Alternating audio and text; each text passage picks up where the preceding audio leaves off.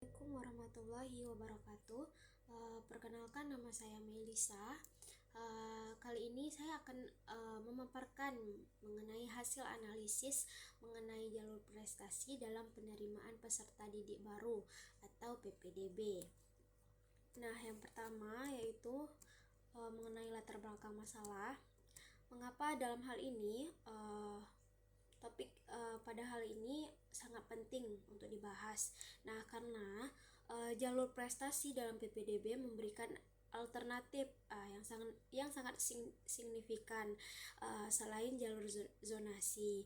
Nah, pada jalur ini mengakui dan memberi penghargaan kepada siswa yang memiliki kemampuan akademik maupun non-akademik.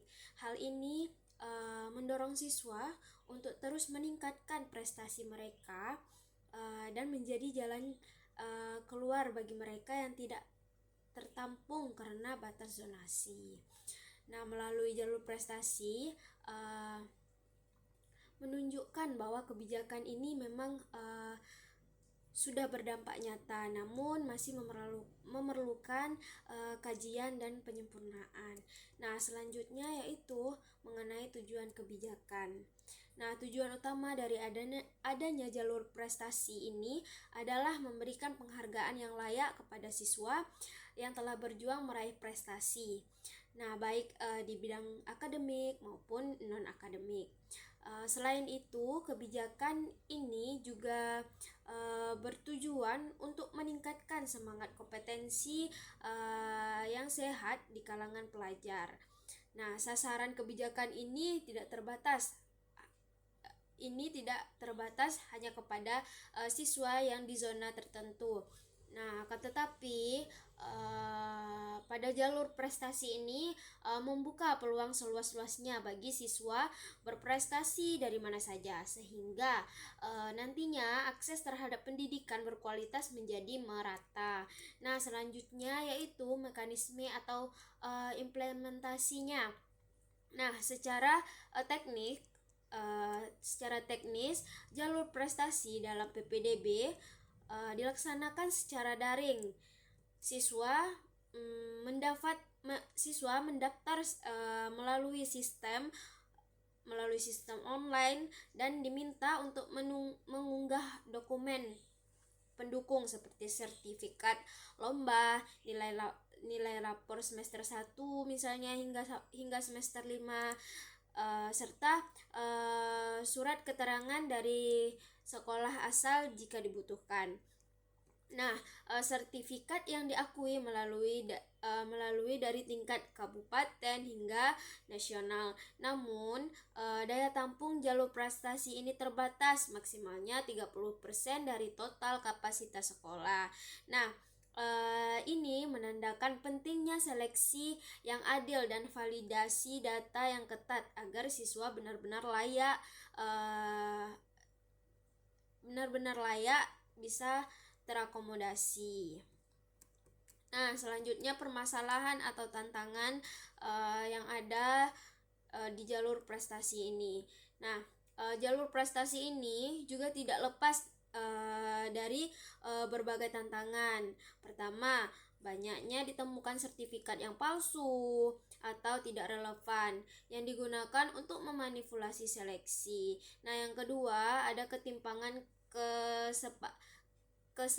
kesempatan atau siswa yang tinggal di kota dan yang di desa, karena akses lomba dan fasilitas pembinaan jelas mudah di kota. Yang ketiga yaitu mekanisme validasi dan verifikasi terhadap bukti prestasi masih sangat lemah, membuat sistem ini rentan disalahgunakan. Nah, yang keenam itu ada dampak positifnya dari jalur prestasi ini. Nah, meski ada tantangan pada jalur prestasi ini, tetap memberikan banyak dampak positif. Ia mampu meningkatkan motivasi siswa untuk berprestasi baik di bidang akademik maupun di bidang non-akademik.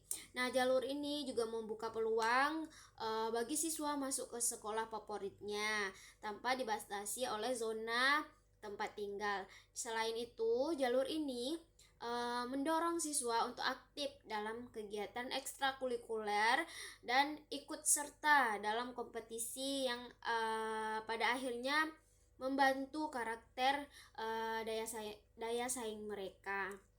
Nah, yang ketujuh yaitu ada rekomendasi atau solusi. Nah, untuk menjawab berbagai masalah tadi, perlu perbaikan kebijakan, misalnya dengan membagikan sistem verifikasi digital untuk sertifikat prestasi, agar nantinya proses validasi lebih objektif dan efisien.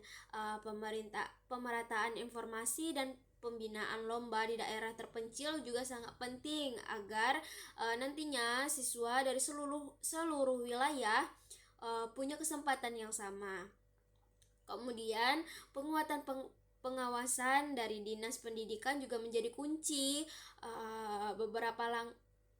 Kemudian beberapa langkah konkret yang bisa diambil adalah pembuatan basis data nasional, sertifikasi prestasi, dan pemberian penghargaan bagi sekolah yang berhasil membina siswa yang berprestasi. Nah, mungkin yang terakhir itu ada kesimpulan, yang mana dari pemaparan yang telah saya paparkan tadi dapat disimpulkan bahwa jalur prestasi adalah bentuk apresiasi nyata terhadap usaha dan bakat siswa.